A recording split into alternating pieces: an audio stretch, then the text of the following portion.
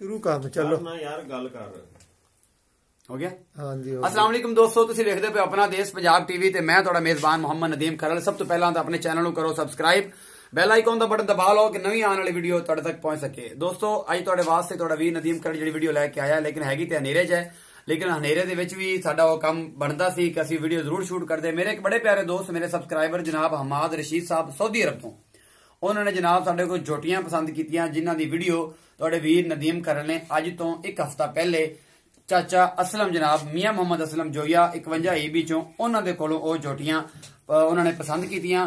ਉਹਨਾਂ ਦਾ ਸੌਦਾ ਤੈਅ ਪਾ ਗਿਆ। ਉਹ ਬੰਦੇ ਸਰਗੋਦਾ ਤੋਂ ਸਾਡੇ ਕੋਲ ਤਸ਼ਰੀਫ ਲੈ ਕੇ ਆਏ ਨੇ ਜਨਾਬ। ਇਹ ਮੇਰੇ ਵੀਰ ਖੜੇ ਨੇ, ਇਹਨਾਂ ਦਾ ਨਾਮ ਵੀ ਪੁੱਛਾਂਗੇ। ਇਹ ਸਰਗੋਦਾ ਤੋਂ ਕਿੰਨੀ ਜਗ੍ਹਾ ਤੋਂ ਪੰਧ ਕਰਕੇ ਆਏ ਨੇ। ਚਾਚੂ ਅਸਲਮ ਜਿਹੜੇ ਨੇ ਉਹ ਵੀ ਕੋਲ ਖੜੇ ਨੇ।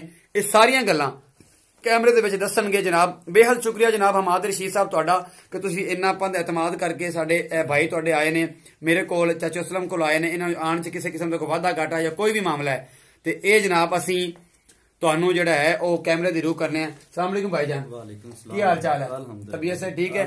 बड़ा पंध करके आए जी, बड़ा थोड़ा शुक्रिया, बड़ी मेहरबानी जनाब होरां दी। ते आने च कोई दिक्कत वगैरह तो नहीं हुई? नहीं, कोई नहीं दिक्कत नहीं हुई बिल्कुल। ये जनाब थोड़ा चाचू असलम ने सौदा होया, खाना शाना खादा, सारा मामला अच्छा होया? कोई तकलीफ? कोई तकलीफ चाचू असलम तुसीं भी दस्सिया जे कैमरे दे विच कोई मामला इन्हां नाल सारा निबड़ गया जी? सारा ਨਿਬੜ ਗਿਆ ਜੀ, सारा अमन अमान हो गया। किन्ना ही सौदा तय पाया तुहाडा? जी 2,40,000 तय पाया। 2,40,000 ਚ ਤੈਅ ਪਾ ਗਿਆ, ਮਤਲਬ 2,50,000 ਚ ਫਾਈਨਲ ਹੋਇਆ ਸੀ। ਇੱਥੇ ਆ ਕੇ ਤੁਸੀਂ ਆਖਿਆ ਜੇ ਅਸੀਂ ਦੇਣੇ ਹੀ ਨਹੀਂ, ਅਸੀਂ ਤੁਹਾਡੇ ਪੁੱਤਰ ਆ, ਇੰਨਾ ਪੰਧ ਕਰਕੇ ਚਾਚਾ ਅਸਲਮ ਕੋਲ ਉਹਨਾਂ ਨੇ ਪੈਸੇ ਨਹੀਂ ਦਿੱਤੇ। ਚਾਚਾ ਅਸਲਮ ਸਾਹਿਬ ਐਵੇਂ ਗੱਲ ਹੋਈ?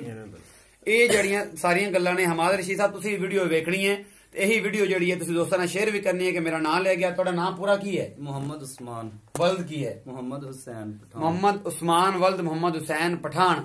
ਇਹ ਜਨਾਬ ਵੀਰ ਨੇ ਸਰਗੋਦਾ ਤੋਂ ਆਏ ਨੇ, ਆਪਣੀਆਂ ਜੋਟੀਆਂ ਲੈ ਕੇ ਜਾ ਰਹੇ ਨੇ। ਅੱਲਾਹ ਪਾਕ ਇਹਨਾਂ ਦੇ ਨਸੀਬਾਂ 'ਚ ਕਰੇ, ਅੱਲਾਹ ਪਾਕ ਇਹਨਾਂ ਨੂੰ ਖੁਸ਼ ਰੱਖੇ।